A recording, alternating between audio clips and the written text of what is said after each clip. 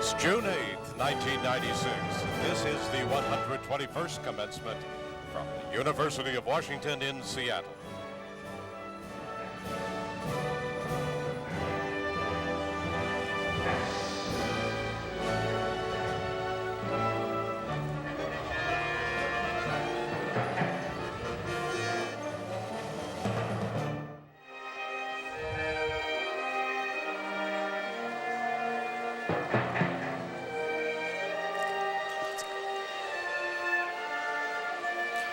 I'm Jack Armstrong, and with me is my colleague Pam Stewart. And on behalf of UWTV, we welcome you to Commencement 1996. The processional is now underway, and as we watch the graduates-to-be filing into Heck Edmondson Pavilion, well, Pam, there's a real sense of festive celebration in the air. Oh, you bet there is, Jack. With all the balloons and the flowers, the picture-taking, and the last-minute straightening of caps and gowns, it's quite an expectant atmosphere, I think you can say. I had a chance to talk to one of the regents just a little while ago, and she was commenting that in the robing room they could see all the families and the relatives lined up outside, and that everybody was really, really excited. It's a bright and sunny day out there, and I think that mood has definitely spilled over into the hall. So let's take a minute to describe what viewers will be seeing today. This is one of two ceremonies being held on campus. The purple ceremony, which was held this morning, was for baccalaureate and graduate degree candidates receiving degrees from the Arts, Humanities, and Social Science departments of the College of Arts and Sciences. You are about to see the gold ceremony, which is for graduates of all other schools and colleges, and for baccalaureate and graduate degree candidates from the science departments of the College of Arts and Sciences. At UWTV, Cable Channel 27 is providing full live coverage of these events. Both ceremonies, the purple and the gold, will be rebroadcast on UWTV June 10th through the 14th, starting at 12 noon, and again on June 15th and 16th, beginning at 1 p.m. You should check your UWTV channel for regular announcements of this schedule. These programs will also be seen in Tacoma and throughout Pierce County on Tacoma Municipal TV, Channel 12, and KRCC Channel 28. The purple ceremony airs on June 14th and the gold on the 21st, both starting at 10 a.m.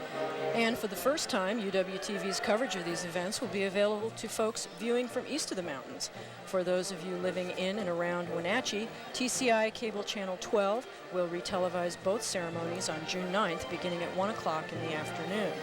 And for our friends in Spokane, Cox Cable will repeat these ceremonies several times on Channel 17. So be sure to check with Channel 12 in Wenatchee, Channel 17 in Spokane, and Channels 12 and 28 in Tacoma for their upcoming programming schedules. And as we mentioned earlier, you're more than welcome to record these programs on your VCR to share with others and to save, of course, for posterity. We have multiple video cameras set up to provide maximum coverage of today's event. We're working hard to give those of you who can't attend the feeling you're actually here. And for those of you who aren't recording this program, here's good news. Copies of the program for both the purple and the gold ceremonies can be purchased from the University Bookstore. For information, call the bookstore at 1-800-335-READ. That number again is 1-800-335-READ. We'll repeat this information at the end of today's coverage. And let me just say a word, too, about the channel that you're watching today, UWTV.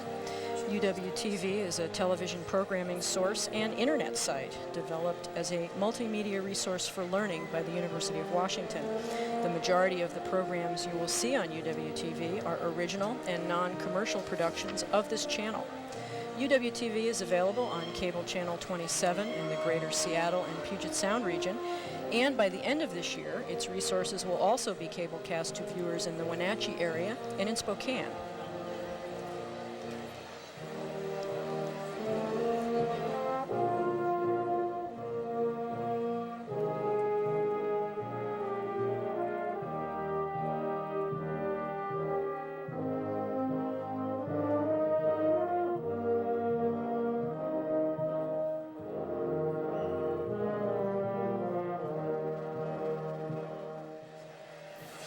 We're watching as the 121st UW commencement continues. As we mentioned, this is one of two ceremonies being held today. You may be wondering, well, why two? The University of Washington campus in Seattle graduates about 9,000 students per year. And there just is not enough room for all who wish to participate in graduation, plus their family and friends here in Heck Edmondson.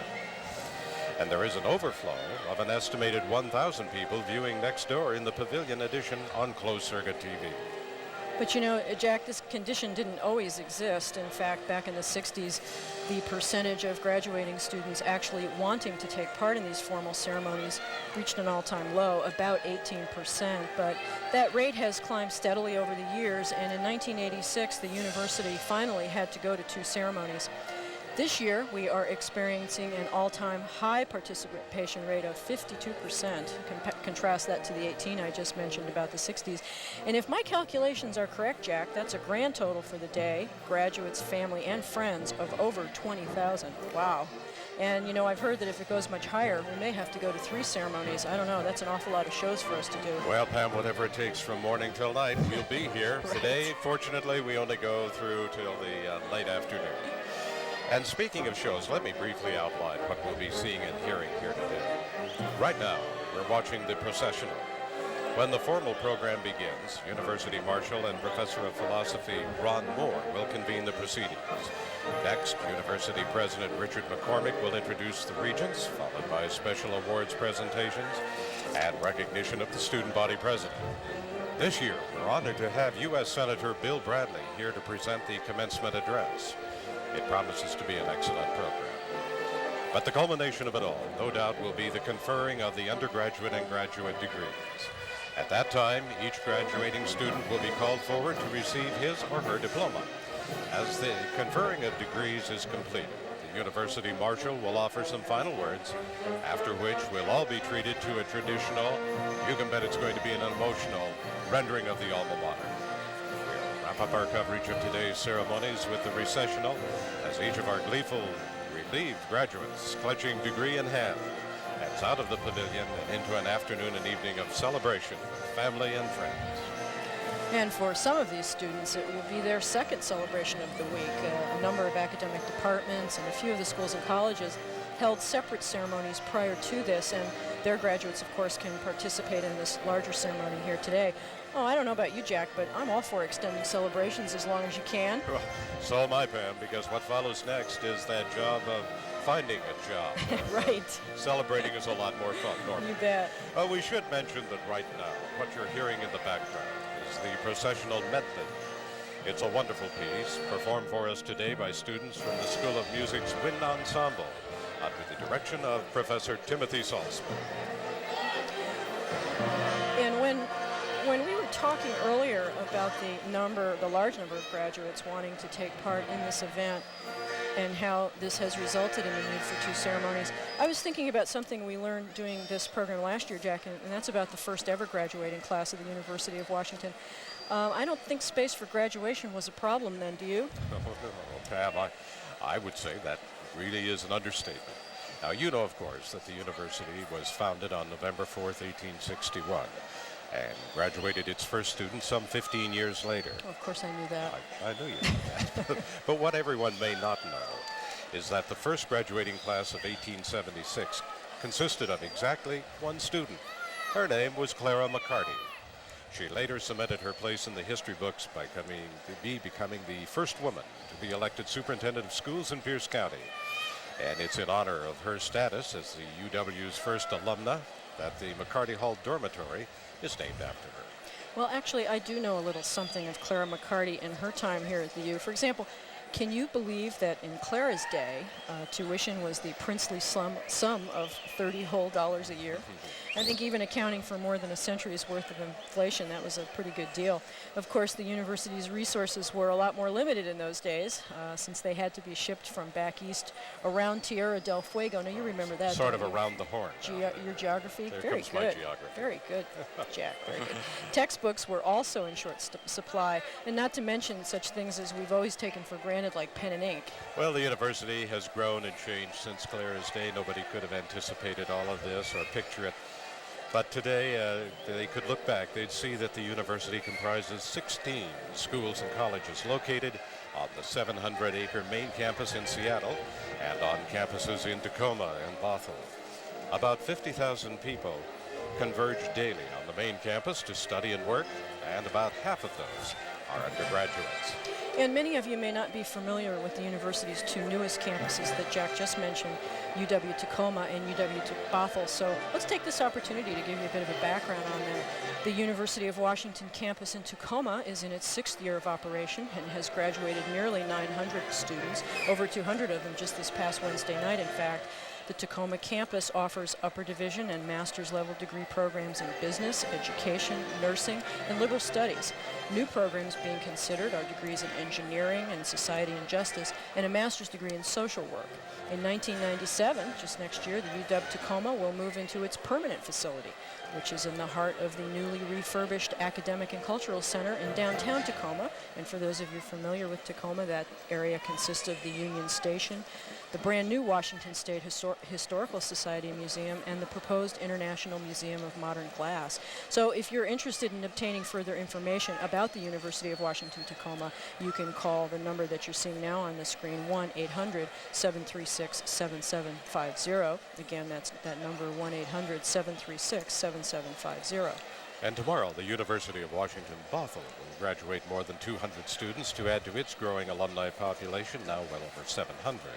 Also in its 6th year, UWB offers upper division and undergraduate programs leading to the bachelor's degree in nursing, liberal studies, and business administration, as well as Masters of Education. In addition, a teacher's certification program for K-8 teachers begins this summer, in fact this month, and a bachelor's degree program in computing and software systems will be offered this coming fall quarter. For more information about the programs at the University of Washington Bothell, call 1-800-736-6650. Again, that number, 1-800-736-6650.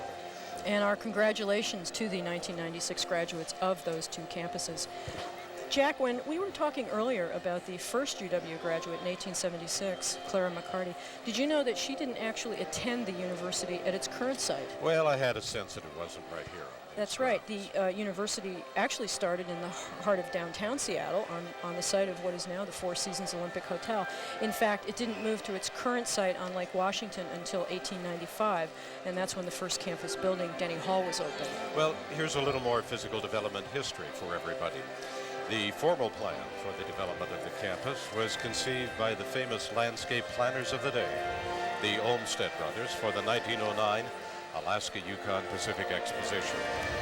These Olmsted brothers were the sons of Frederick Law Olmsted, the distinguished designer of Central Park in New York City. His sons also designed the Washington Park Arboretum, and they played a major role in the development of the park system for the entire city of Seattle. And the integrity of the design for the UW campus continues today.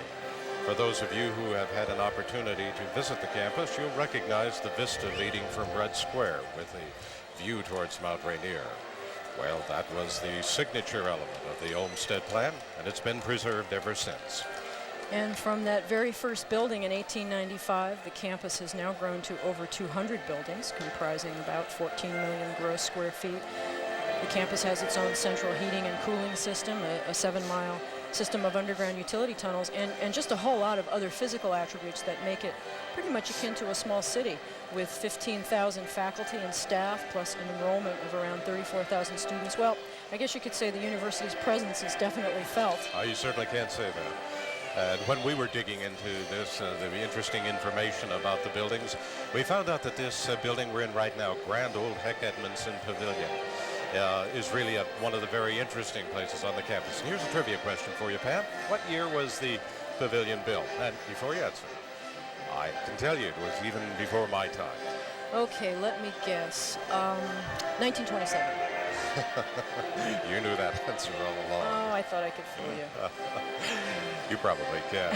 And it was named after Clarence S. Heck Edmondson, basketball coach at the UW from 1921 through 47. So this really is a sports pavilion.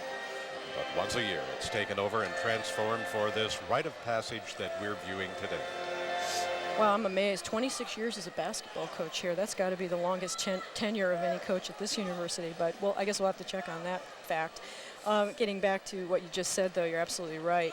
It takes many, many months of planning to put together an event like this, and the entire effort is all overseen by the university's Office of Public Exercises under the able leadership of Bev Gessel, who, by the way, is now in her 22nd year of planning and organizing this event. Not as long a tenure as the basketball coach. I know, but still pretty impressive. Oh, it sure Yes, is. even something as basic as getting all the graduates into the pavilion floor where they belong and in an orderly fashion, we hope, requires extensive pre-planning. Since rehearsing an entrance on the scale of the one that we're seeing isn't really practical, most of the details are worked out ahead of time. In fact, the volunteer marshals don't even meet the graduates until just before this ceremony.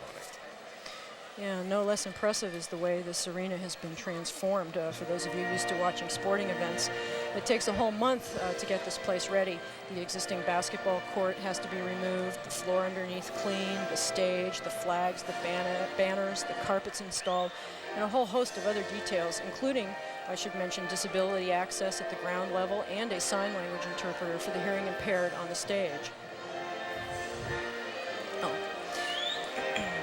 Just another reminder that you are watching the 121st commencement of the University of Washington. This is a live telecast of the first of two ceremonies held today. This is the gold ceremony. The purple ceremony took place this morning, and both will be re-aired here on UWTV throughout the week.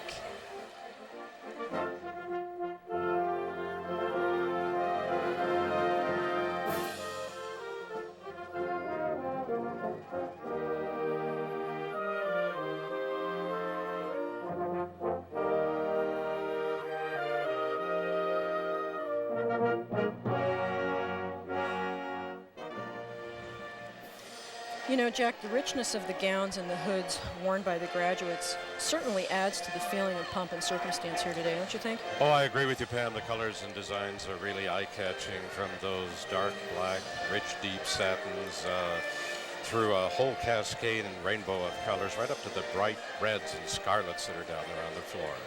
There's a lot of history surrounding these costumes. The story of the cap and gown dates all the way back to the Middle Ages, when most scholars were members of religious orders.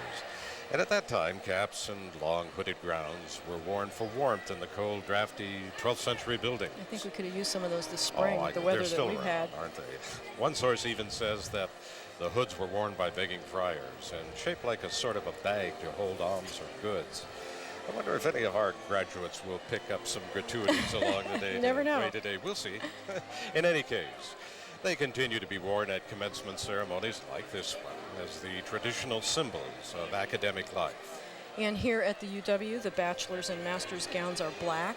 The matching Oxford mortarboard or cap has a long tassel fastened to the top, which is worn on the left side of the cap. The color of the tassel depends on which school or college is conferring the degree, and there are nearly 20 different colors.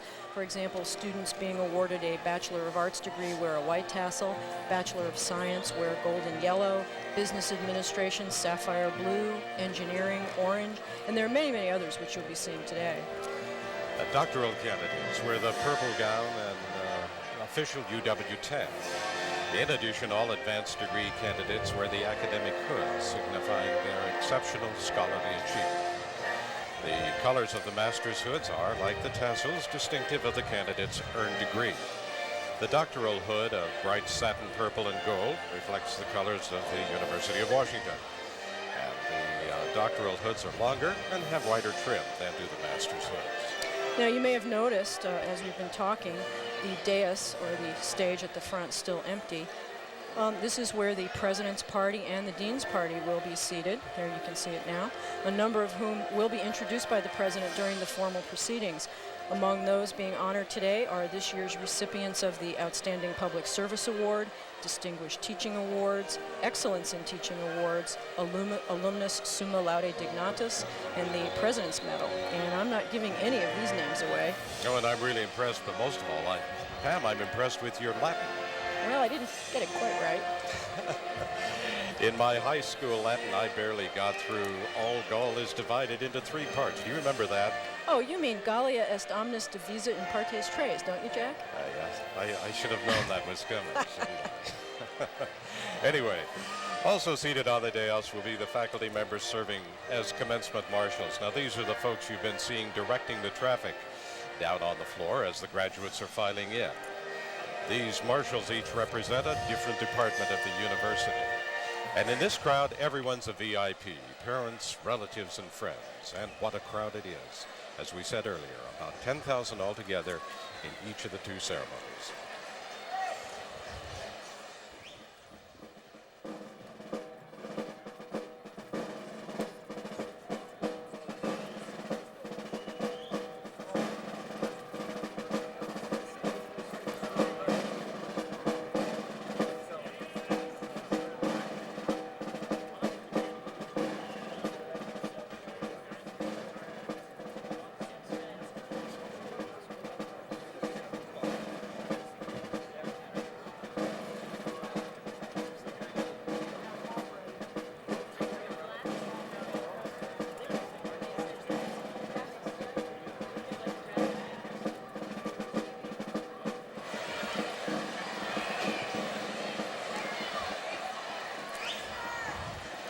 And as we mentioned earlier, this year's commencement speaker is United States Senator Bill Bradley, senior senator from the state of New Jersey. Senator Bradley has been serving in the U.S. Senate since 1978 and last summer generated enormous interest when he announced that he would not seek re-election. I've been looking at his biographical information a bit, and Jack, one might consider him a contemporary version of a Renaissance man, don't you think? Well, I tend to agree with you, Pam. Senator Bradley is a 1965 graduate of Princeton with honors in American history, was awarded a Rhodes Scholarship to Oxford, and there he earned a graduate degree after studying politics, philosophy, and economics. He then went on to play professional basketball for 10 years with the New York Knicks, and we certainly remember him in that role. The senator is also the author of 3 books, the first of which recounts his years as a professional basketball player. His latest book, Time Present, Time Past, explains his recent decision not to seek re-election. He's not leaving public office, he's changing direction. A long-term thinker in what often seems a short-term culture, he should have some very interesting thoughts to share with us.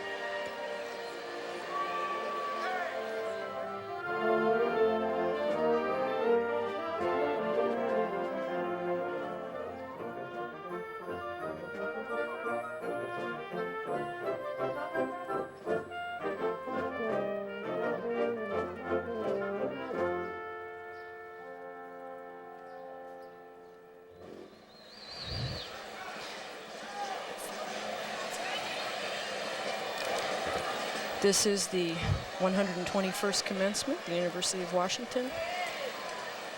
And Jack, I hope you've been noticing all of the interesting headgear that people are wearing as they walk in. My particular favorite are the graduates of the building construction department. They have to be the winners of the headgear contest. Well, they always do a great job, and they have hats of all kinds, sizes, shapes, colors, descriptions, and insignia put on them. But I kind of like some of these things that are individualized just to 1 or 2 students around the populace down here. And they also send messages. They send all kinds of messages. I'm not sure we always want to know what they're saying. That's true. That's true. We're not far away from the time when the President's Party will be entering Heck Edmondson, and that will signal that we're very close to the start of the formal program. So we have a little pause in the music here, a murmur from the crowd, and down on the floor and up in the stands here where we're perched, and it's packed overlooking in here. everything. Yeah, yes, it's packed in here. We are shoulder to shoulder, so to speak, and people have a real anticipation. I think so. There's a hum in the crowd. There is. I wonder what they're humming. I can't quite catch the tune. But I know they've got some happy thoughts. It's impressive looking down the arena toward those the big American flag, the seals of the university, left and right of the stage. the flowers decorating, and even over on the far left and far right, you see some young, small trees that have been brought in to add to the enhancement of the appearance of the place today. It's all very effective.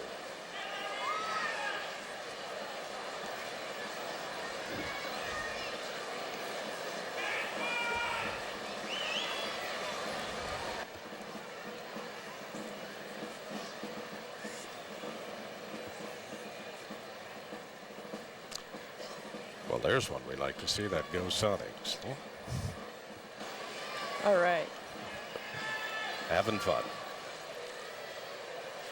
Well, the graduates are pretty well into Heck Edmondson now, and most of them are seated, and we are just about to get into the formal program. The fanfare for the President's and Dean's Party is now beginning.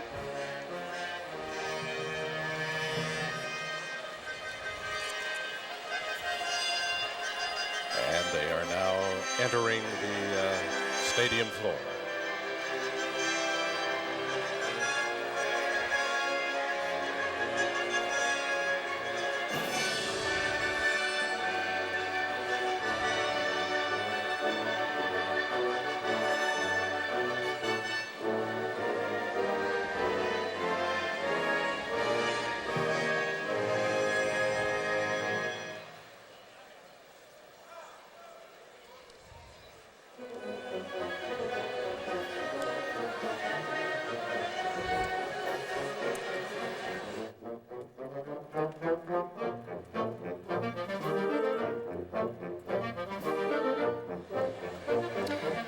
Watching now as this year's University Marshal, Professor of Philosophy Ron Moore, enters the arena along with the dignitaries. And what, you may ask, Jack, is the Marshal carrying? Okay, Pam, I'll play along with you. What is the Marshal carrying?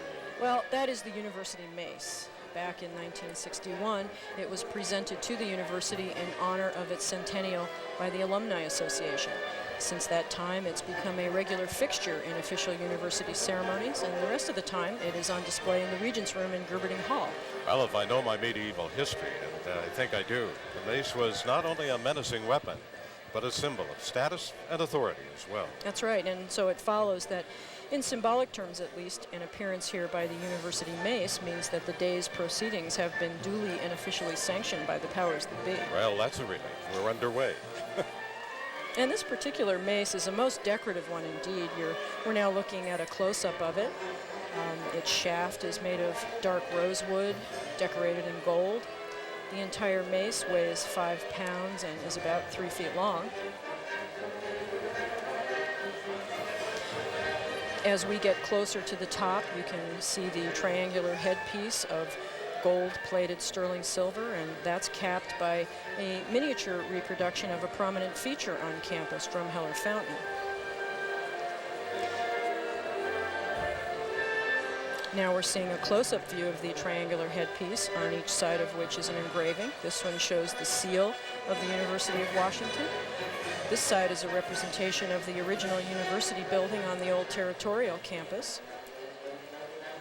And this last side depicts Denny Hall, which, as we said earlier, is the oldest building on campus. It's really a beautiful piece. So the University Mace represents not only tradition and authority, but it is true craftsmanship as well.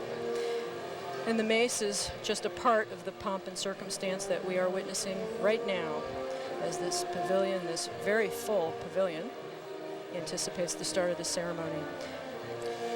Well, I agree with you, Pamela, on everything. The traditions inherent in a ceremony like this do create a solemn, respectful tone. But make no mistake about it, there's a jubilant atmosphere here, too. Everyone's spirits are understandably high. And I also sense a bit of relief on the part of our graduates, some of whom are probably a little amazed, maybe quite amazed, that this long-anticipated day has finally arrived. So why don't we sit back and watch and enjoy with them the program of this 121st commencement at the University of Washington.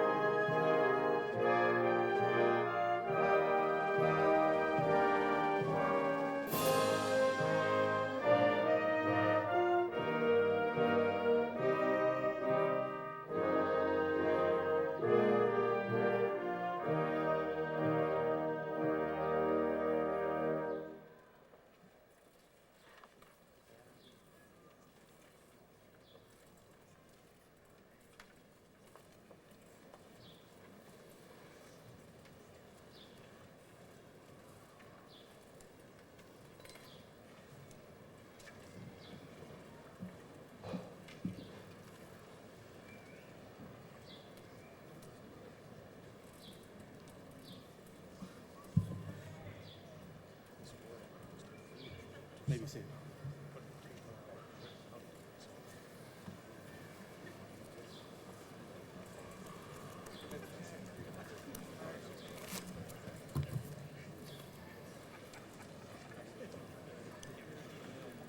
The commencement exercises of the University of Washington will be opened with the singing of the Star-Spangled Banner by Glenn Gurr, a voice student in the School of Music. The audience will please rise.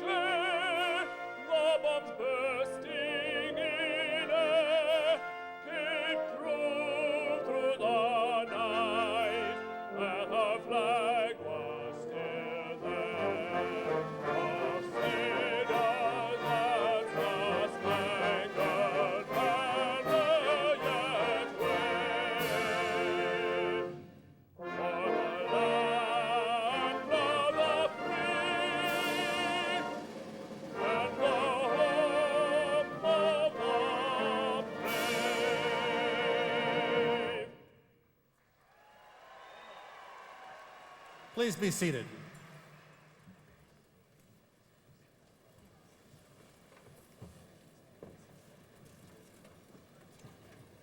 It is my pleasure to present President Richard L. McCormick, who is presiding today over his first University of Washington commencement ceremonies.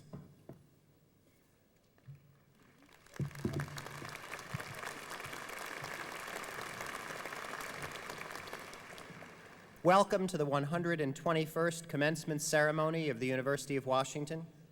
Commencement ceremonies are an expression of academic traditions going back hundreds of years, and they symbolize some of the most fundamental values of our civilization, most particularly the pursuit of truth, the preservation of freedom, and the cultivation of a climate of civility. These ceremonies are also festive, celebrating the commencement of new activities and challenges in the lives of the graduates, as well as the successful conclusion of one phase of their formal education. The diversity of this university is nearly as striking as its distinction, and the graduates today are completing academic courses of study which reflect the complexity of this society and the intellectual concerns of our faculty and students. I am honored, therefore, to be the first to congratulate formally the degree and award recipients and to welcome all of you to these ceremonies. These graduates should be very proud of themselves, and I know that all of the rest of us are very proud of them. It is appropriate, therefore, that we all stand up, everyone including the graduates, and applaud the class of 1996.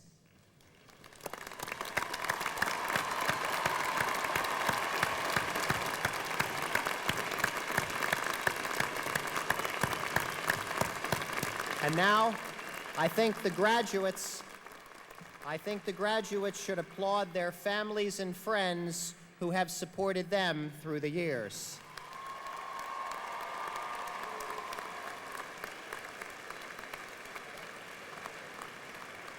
Please be seated.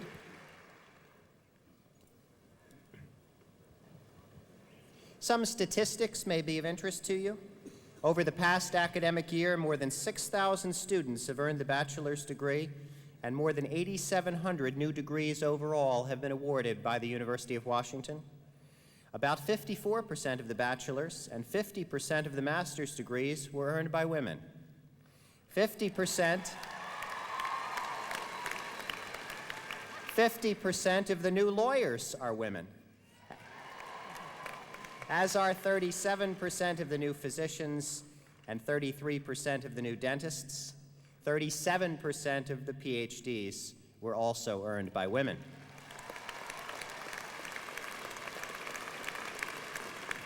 Over 4,500 of this year's graduates are participating in the two ceremonies today, and many others have participated in separate ceremonies in various schools and colleges.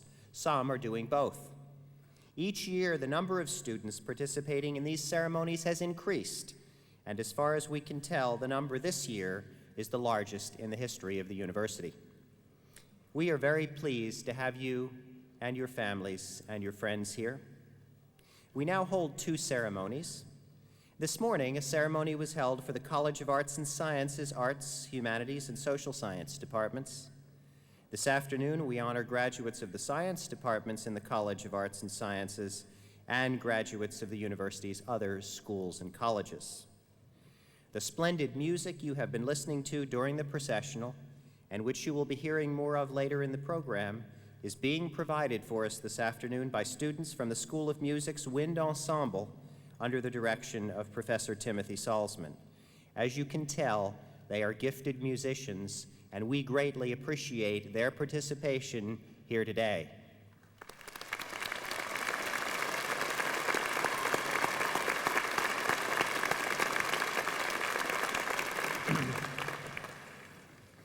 Ultimate responsibility for the University of Washington lies with the members of the Board of Regents, 9 distinguished citizens of the state who were appointed by the governor and confirmed by the state senate.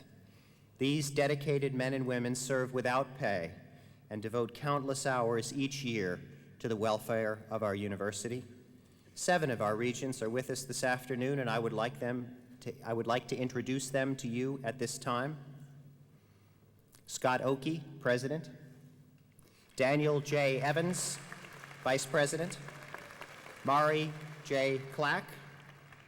H. John Runstadt. Samuel N. Strom. Shelley Yap, and Cindy Zender. Please recognize our Board of Regents.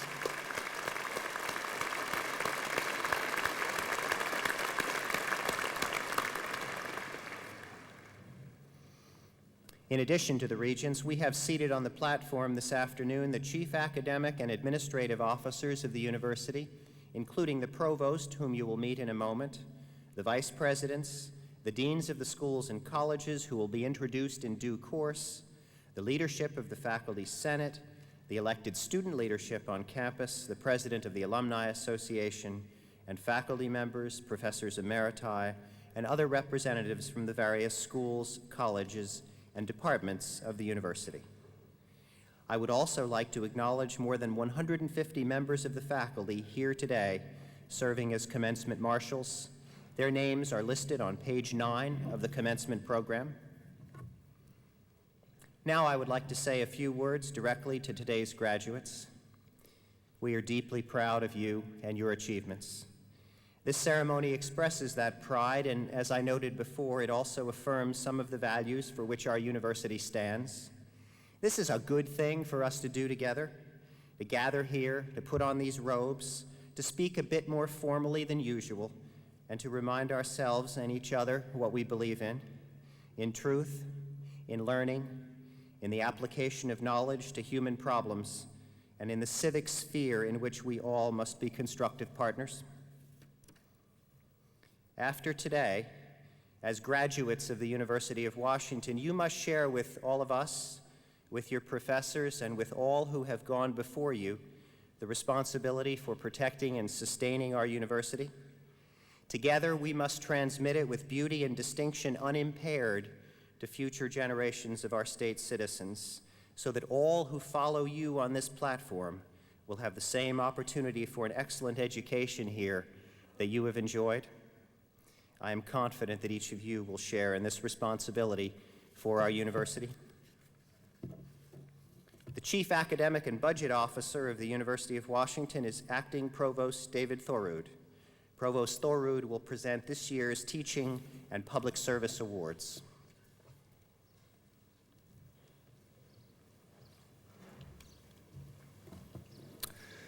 In order to strengthen the university's dedication to teaching excellence, the university each year presents Distinguished Teaching Awards to faculty and Excellence in Teaching Awards to graduate teaching assistants. Many elements of the university community participate in the process of identifying and selecting those who rank foremost among their peers in teaching excellence. 5 University of Washington professors and 2 graduate students with teaching responsibilities have been selected to receive awards this year. I will ask them to rise and remain standing until all are introduced. The recipients of the Distinguished Teaching Awards are Robert Steiner, Professor of Obstetrics and Gynecology,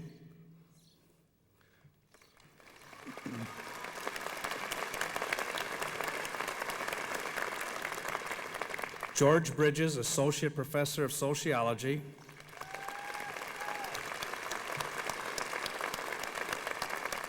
James Kloss, Associate Professor of Classics,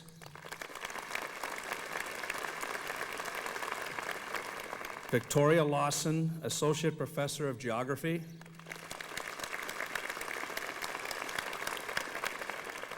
and Edwina Uhara, Assistant Professor of Social Work.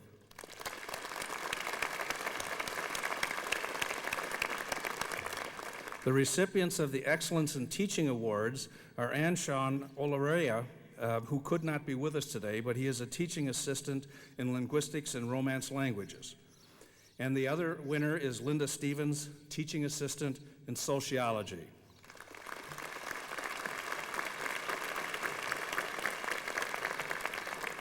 Selected by a committee of faculty, students, and alumni, the honorees were cited for superior mastery of their disciplines, their ability to transmit knowledge, and their concern for students. We are proud of our teaching faculty. The honor these recipients receive today is especially precious to a member of the academic community. Please join me in applauding these exceptional teachers.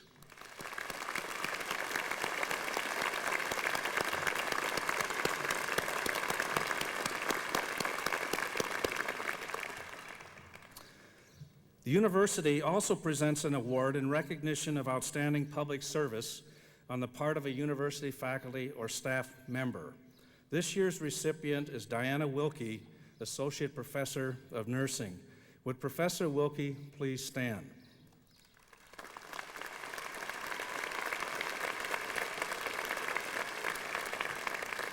Let me tell you a little bit about her. Professor Wilkie is a specialist in the assessment and management of pain. Her research has convinced her that pain, especially cancer pain, is undertreated and that with proper management, cancer patients can be essentially pain-free. Spreading this message has become Professor Wilkie's personal crusade. Since coming to the University of Washington, Professor Wilkie has presented more than 60 continuing education lectures or workshops, many in medically underserved and remote corners of the state. She teaches patients how to communicate pain and caregivers how to treat it.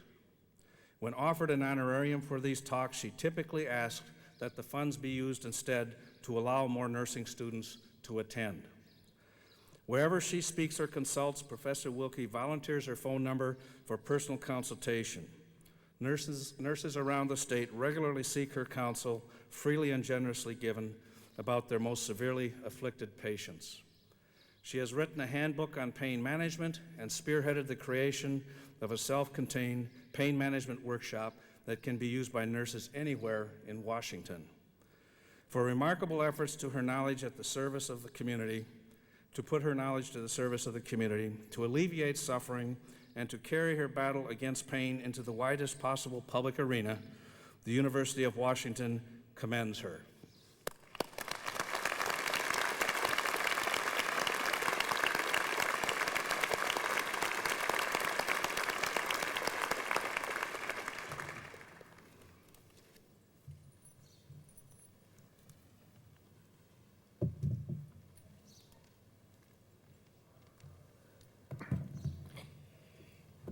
Since 1932, we have presented a medal to the graduating senior who has achieved the most distinguished academic record at the university. Will Matthew James Griffey please come forward?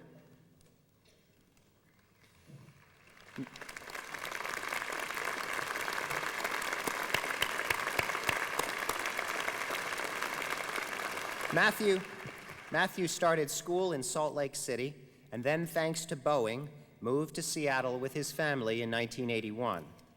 10 years later, he graduated from Highline High School as valedictorian, senior class president, letterman in 2 sports, and National Merit Scholar. When it came time to go to college, he had offers of admission from both Yale and the UW, and now 5 years later, he says he is sure he made the right choice. He graduates today summa cum laude and Phi Beta Kappa with a Bachelor of Science degree in cell and molecular biology. He won the Dixie Lee Ray Biology Prize for highest academic achievement in 1995 and has been on the dean's list throughout his college career. Matthew is, incidentally, one of 3 Griffey brothers currently at the university. His older brother Patrick will receive an MBA at this afternoon's ceremonies, and his younger brother Sean is a freshman. While the grade point average is not the sole determinant of this award, the committee that selects the recipient looks at other things as well, such as the number of honors and upper division courses and other factors. It is important. Matthew is graduating with a 3.95 average. He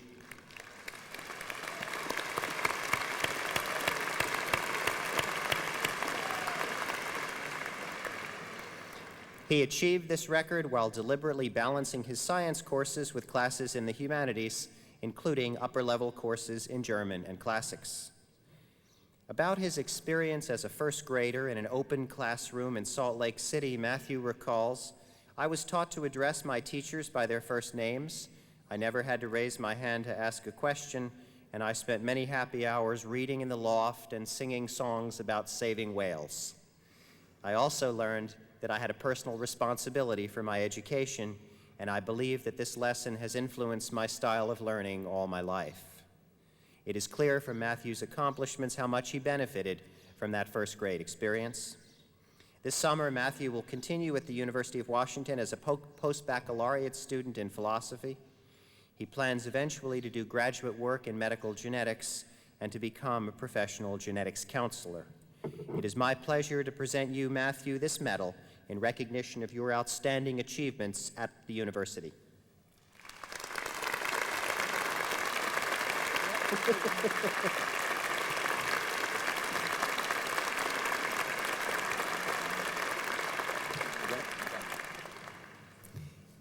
At this time, I would also like to recognize those students who were candidates for the President's Medal by virtue of academic performance in the top 0.5% of all graduating seniors in their respective colleges. These students, along with the President's Medalist, are today graduating with the university's highest baccalaureate honor, summa cum laude. Their names are listed on pages 11 and 12 of the commencement program. Also listed are the names of students who are being graduated magna cum laude and cum laude. Since 1938, the university and the Alumni Association have presented an award to a former University of Washington student whose work has attained national or international prominence. The Alumnus Summa Laude Dignatus Award, which means alumnus worthy of the highest praise, is the highest honor bestowed by the University of Washington. The recipient is selected by a committee of university faculty and alumni. It gives me great pleasure today to add to the long and distinguished list of individuals who have received this award the name of Martin Rodbell, biochemist and 1994 Nobel laureate in medicine. Dr. Rodbell is unable to be with us this afternoon as he had a prior commitment in Geneva to receive an honorary degree.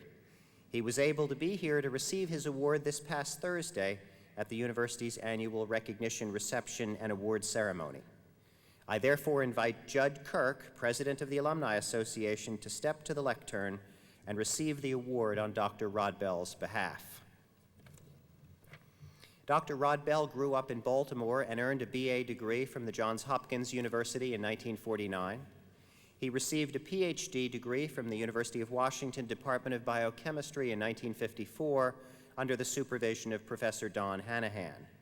Also on the faculty of the Young Department of that time were Dr. Edmund Fisher and Dr. Edwin Krebs, 2 UW professors who shared the Nobel Prize in Medicine in 1992, just 2 years before Dr. Rodbell won the same award. Dr. Rodbell has spent a lifetime exploring the secrets of biological communication.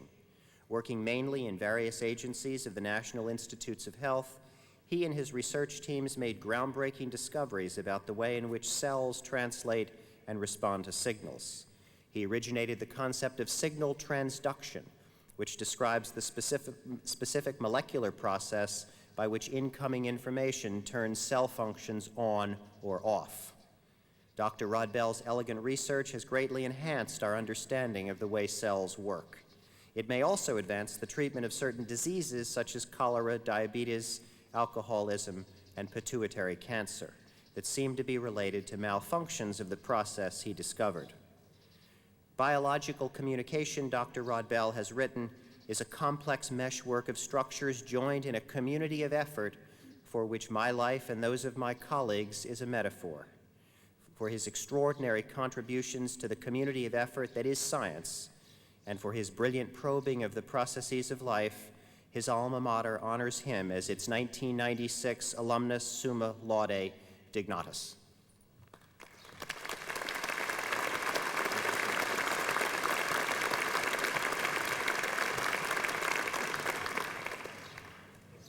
Student government is an important component of the governance of our university, and its leadership is called on regularly to represent student views on a wide range of issues. I am pleased to introduce the President of the Associated Students of the University of Washington, Garrick Heilman.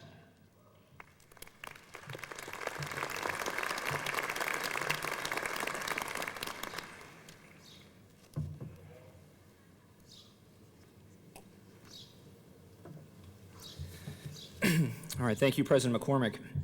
Good afternoon.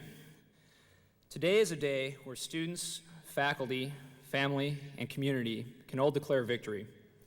Graduation is a day where we celebrate learning.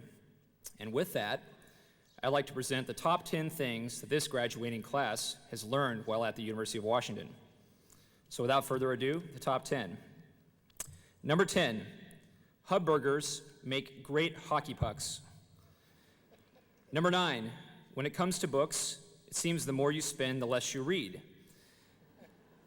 Number 8, everyone is 21 at parties.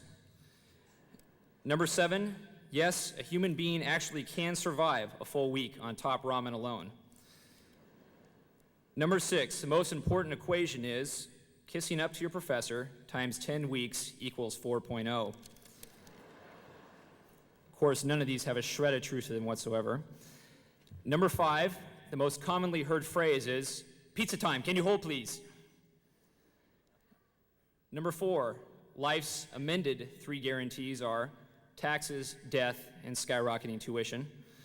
Number 3, Drumheller Fountain is really quite a bit deeper than you would actually think. Number 2, the most popular class is Psych 210. And number 1, my personal favorite, Wenatchee's Apple Blossom Festival is definitely overrated.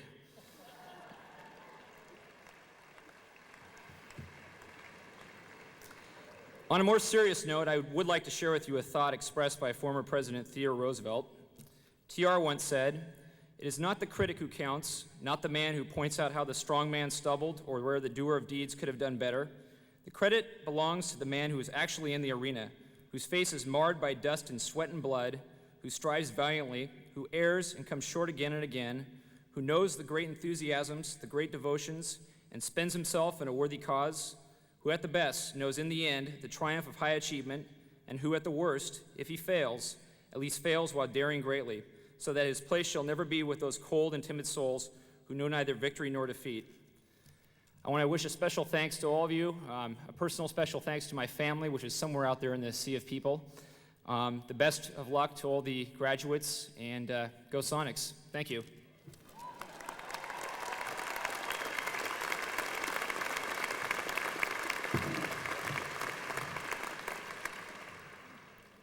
This afternoon's commencement speaker is Senator Bill Bradley, senior United States Senator from New Jersey, and one of the most admired public figures in the country. Senator Bradley grew up in Crystal City, Missouri, and then attended Princeton University, from which he graduated with academic honors and as a basketball All-American and Olympic gold medalist. Next came 2 years at Oxford as a Rhodes Scholar, and then 10 years as a professional basketball player with the New York Knicks. In 1978, Bill Bradley ran successfully for the United States Senate. In his 3 terms as a Democratic senator, he has earned a national reputation for thoughtfulness, integrity, and persistent hard work in the service of issues about which he cares deeply. These issues include race relations, environmental protection, the new economic anxieties of the middle class, and the power of money in American politics. Senator Bradley has served on the Senate Finance Committee, the Energy and Natural Resources Committee, and the Special Committee on Aging. Among his major legislative achievements are the Tax Reform Act of 1986 and the Omnibus Water Bill of 1992, which reformed the Central Valley Project of California, the nation's largest water project. Last August, after completing his book, Time Present, Time Past, Senator Bradley announced that he would not run for re-election in 1996. Although he has not ruled out a return to the political arena, the role he sees for himself right now, he has said, is to try to reconnect people to the political process, but for now, for him, from outside the process. It is my pleasure to introduce to you Senator Bill Bradley.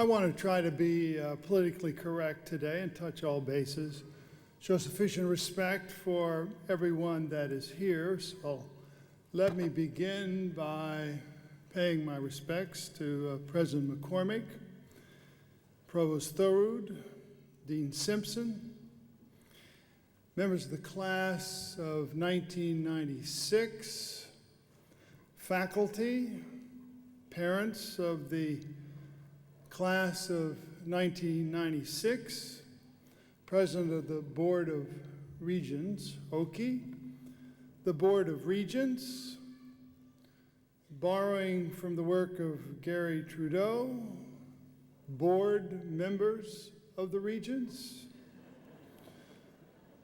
those who watch Seinfeld, those who watch Frasier, those who watch 90210, those who don't even like TV.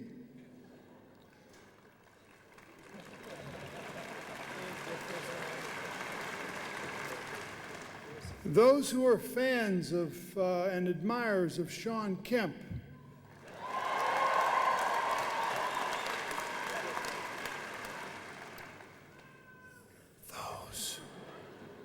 Those who are admirers of Dennis Rodman. Those who are admirers of Madonna. Denizens of Seattle. Denizens of the night. Knights of King County.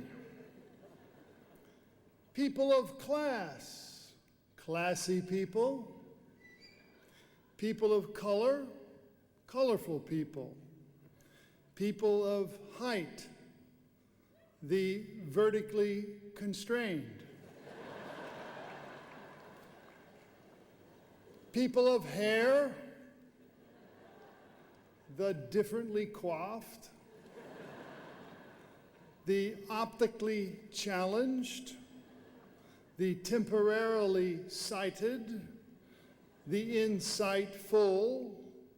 The out of sight. The out-of-towners.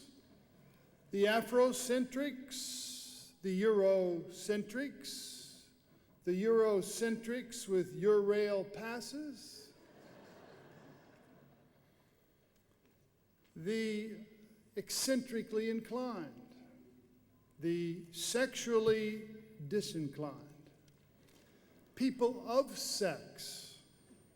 Sexy people. Earthy people. Animal companions. Friends of the earth. Friends of the boss. The temporarily employed. The differently employed. The differently optioned. People with options. People with stock options, the divestiturists, the deconstructionists, the home constructionists, the homeless, the temporarily housed at home, and God save us parents, the permanently housed at home. Good afternoon.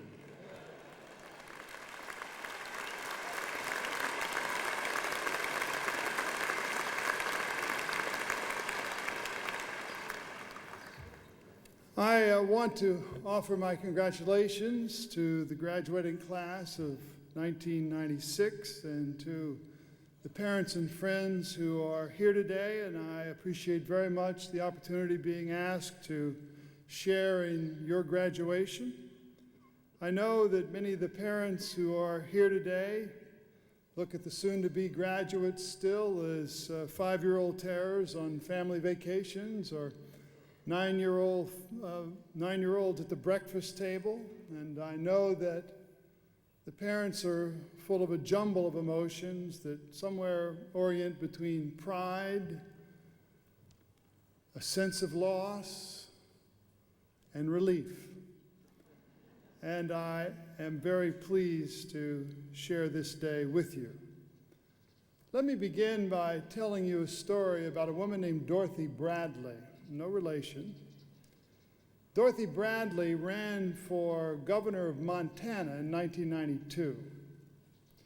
In 1978, she had run for Congress and lost, and stayed with it and went into the state legislature and worked her way up until she was the chairman of the Appropriations and Education Committee. She'd paid her dues, she'd worked the state politically, and in 1992, she got the Democratic nomination for governor, and if she would win in 1992, she would be the first woman governor in Montana history. I knew Dorothy for a number of years, and so I went out to campaign for her, and I arrived 2 weeks before the election. She was 4 points behind. But she was absolutely certain that she would win this election. After all, she'd put in the time, she mastered the issues, she was looking to the future of Montana, she had taken positions of courage, she'd done the work, she knew she was going to win. Except, of course, she didn't. And when she lost, she was disoriented, like many of us are when what we expect is going to happen doesn't happen. She was trying to get a sense of what she wanted to do. She didn't want to go to Washington and join the Clinton administration because she had wanted to have her own administration. She didn't want to be U.S. Attorney for Montana. She didn't want to go back into the courtroom. And she'd always, though, had an impulse. And that impulse was to be a school teacher. But of course, in Montana, because she didn't have a certificate of education, she couldn't become a teacher. I mean, she could run for governor, but she couldn't become a teacher. But she could become a teacher's aide, and with the help of some friends, she got a job in a small rural school, 2/3 of which was Native American, in northwest Montana. And she went there for 8 months to 10 months to heal herself and think about her future. She read all the works of Wallace Stegner again, all of Aldo Leopold again, all of John Steinbeck again, and she thought about what had happened to her and where she was headed in her own life. And I saw her about a month after she was coming out of that experience. And I asked her, I said, "Dorothy, how are you doing?" She said, "Well, let me tell you how I'm doing by telling you about my lieutenant governor running mate in '92. He was a great candidate, a great partner, and he was also a dedicated parent. And even in the midst of the campaign, he'd try to get back to his home in Billings to snatch some time with his children, because that's what his obligation was. That's what he wanted to do. If he could get a breakfast, terrific, get a dinner, terrific. Any time he could grab in the midst of this hectic campaign. And one night he was speaking in a small town in northeastern Montana. And he'd finished speaking, and he got in a small plane with one pilot, and they took off for Billings so that he could have breakfast with his children. And they were up in the air about 20 minutes, and suddenly all the lights in the plane go out. The instrument panel, dark. And they quickly realize that they are lost over this vast Montana wilderness. And then the moon came out, and the moonlight hit the Yellowstone River. And they realized if they followed the Yellowstone River in the moonlight, that it would eventually bring them to Billings. And so that's what they did. They followed the Yellowstone River in the moonlight, and they got home to Billings. Then Dorothy said to me, "You know, Bill, that's a little bit the way I am in my own life. I can see the Yellowstone River in the moonlight, but I don't know if I'm going to get to Billings. I can see the Yellowstone River in the moonlight, but I don't know if I'm going to get to Billings." And when she said that, it was like an electric charge going through my body, because I thought to myself, isn't that the way it is in all of our lives? That we can see the Yellowstone River in the moonlight, but we don't know if we're going to get to Billings? I mean, to the parents here reflecting on how it was to have a 15-year-old or a 16-year-old, and how many times you ask yourself the question, are they ever going to get to Billings? Or at 25, you have in mind what you want to be at 55, and maybe you are, maybe you're not. You have to come to terms with that. You have a relationship with someone. You imagine what a relationship or partnerships are, and maybe they work and maybe they don't. I mean, what is Billings if it comes right down to it? And what is Billings for our nation? Well, for lack of a better term, I would suggest that Billings for America is a pluralistic, meaning a multiracial, multi-ethnic, multicultural democracy, a pluralistic democracy where people not only vote, but actively participate in their community life. A pluralistic democracy with a growing economy that takes everybody, not just the few, but everybody to the higher ground. Well, will we ever get there as a nation? It kind of depends on all of you and how you define your individual Billings. I mean, as we move into the information age, it's clear we're going to need approaches of breadth and innovation to assure the American dream for all of our people. I hope that all of you here have taken advantage of this marvelous university's wonderful facilities and learned all about technology and the digital revolution. But in addition to honing your intellect, I hope you've developed the capacity to see, to feel, and to give. To see beyond your immediate task to the larger world around you. To see the interrelatedness of life. To see that dichotomies between urban, suburban, Asian, Latino, Hindus, Christians, liberals, conservatives, pales in comparison to our common humanity. And to see that hatred is a self-indulgence that you cannot afford and that America cannot afford.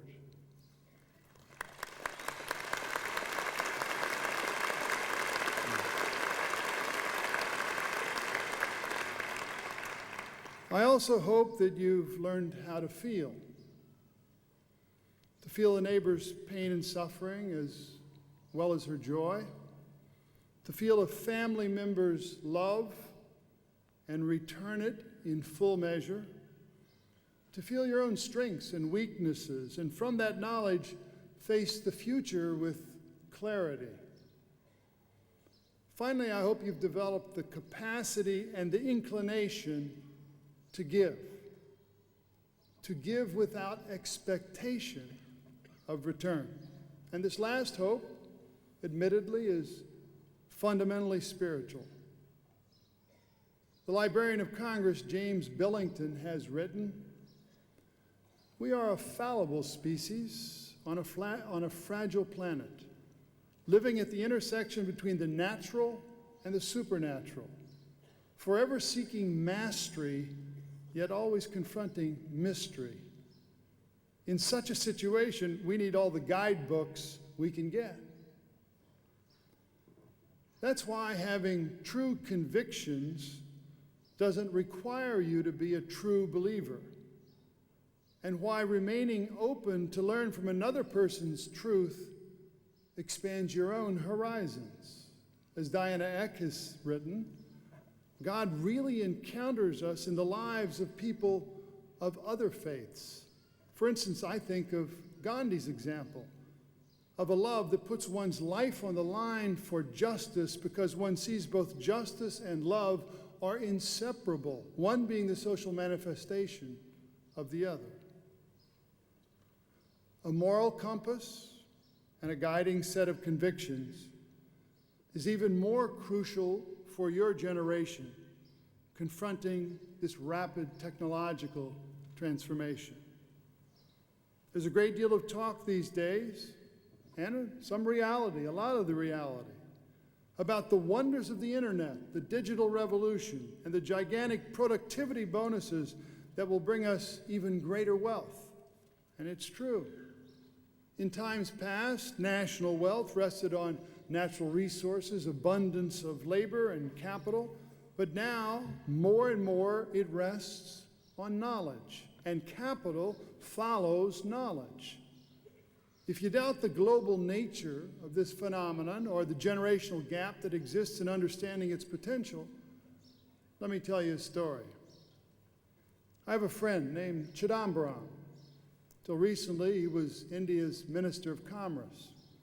About a year ago, he was up in north central India, walking down the street of a small village, shaking hands with people, campaigning just like an American politician. And he walked into a small tea shop, and there was a kid about 12 or 13 years old, obviously the son of the proprietor, who was serving tea. And Chidambaram, making conversation, as all of us do in politics, asked him, "Well, what do you want to be, son?" And the young man shot back quickly, "I'm going to study computers so I can be like the richest man in the world, Billy Gates." In other words, the information revolution has leapt out from Microsoft here in Seattle and touched the imagination of that boy in a little tea shop in rural India. Indeed, its reach is global. Its reach is transforming.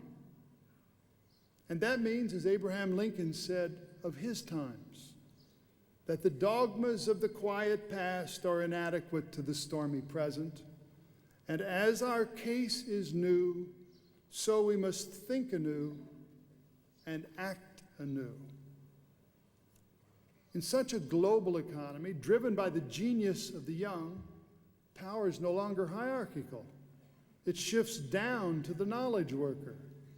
In turn, the knowledge workers, even in this class of 1996, those who write the software programs, design the hardware, anticipate the new linkages and information networks, have an enormous opportunity to affect change.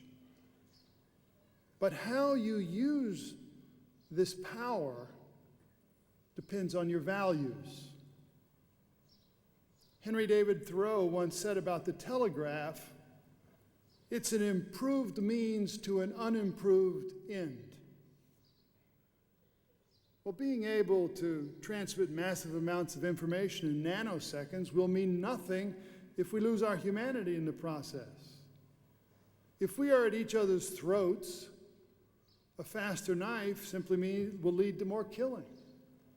If militiamen or environmentalists or other gurus of the internet simply want to talk with each other, thereby reinforcing their already well-formed views, how will we find common ground?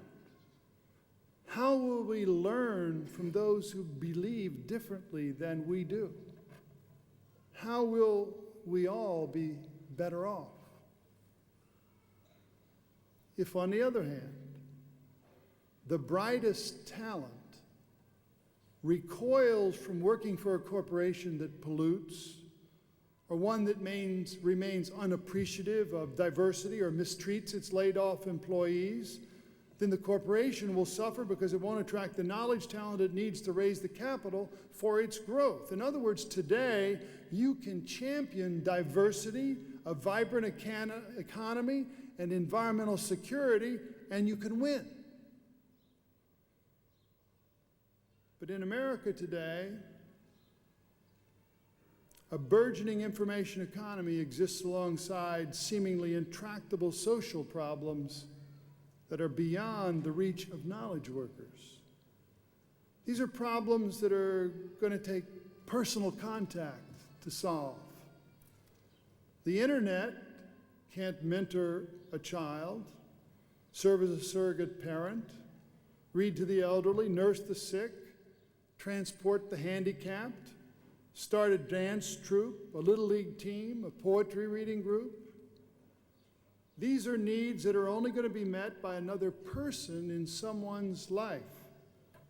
Nor will these problems be solved by simply investing more money in the information superhighway or in job retraining. Putting a computer in every classroom is meaningless if the student and the teachers don't realize that information is not knowledge and knowledge is not culture. Technology alone will never solve these human problems, only people will.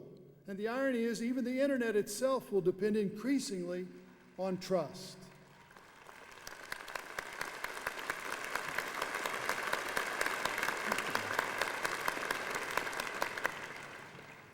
The challenge for our society is going to be figuring out how to take this vast productivity bonus that's coming and use it to deal with our social problems at the same time we give initiative its reward and keep the economy growing. Is that possible? Remains to be seen. Is it advisable? Yes.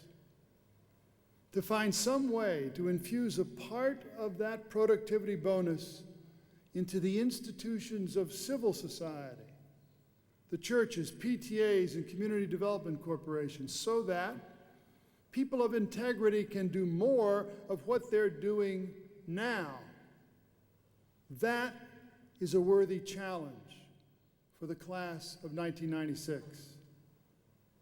But to transform America,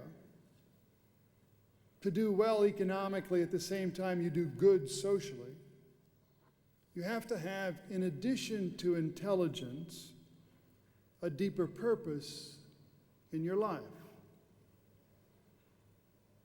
One of my favorite stories is Leo Tolstoy's The Death of Ivan Ilyich. It's about Ivan Ilyich, a mid-level bureaucrat in Tsarist Russia. He's lying on his deathbed, recalling his life, his friends, his passions, his failures, his understanding of what life was all about. As he ruminates, he becomes bitter.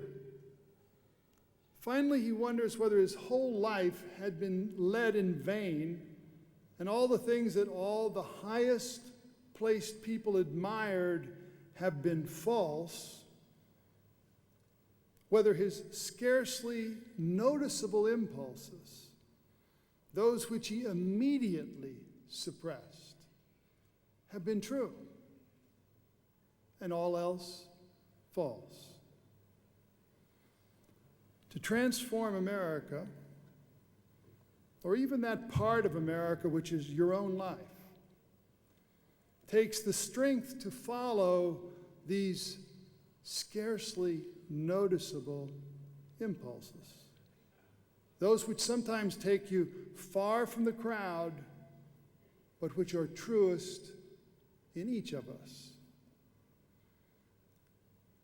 So as members of the class of 1996, I hope you share the excitement that I do about living in a time of rapid change, and that you see that your values will determine the actions of your life as well as shape the information age.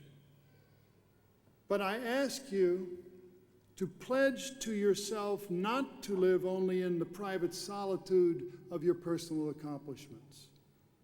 Do not live your life so your only end is survival or staying ahead of the peaks and valleys of the NASDAQ. Instead, experience the fulfillment of giving, even if others around you are taking. Recall the moments in the last 4 years when you took your deepest satisfaction, when you believed that you were truest to yourself. Define your billings so that it includes family and friends as well as self, community as well as career. Then listen to your inner voice, and like Dorothy Bradley did, act upon those scarcely noticeable impulses. Whether it requires you next year to open a soup kitchen, start a business, work for a TV station, go to medical school, become a forest ranger, or raise a family. But whatever you do, do not deny your individuality, that which makes you human and unique, that which at its deepest level I hope you will honor for a lifetime.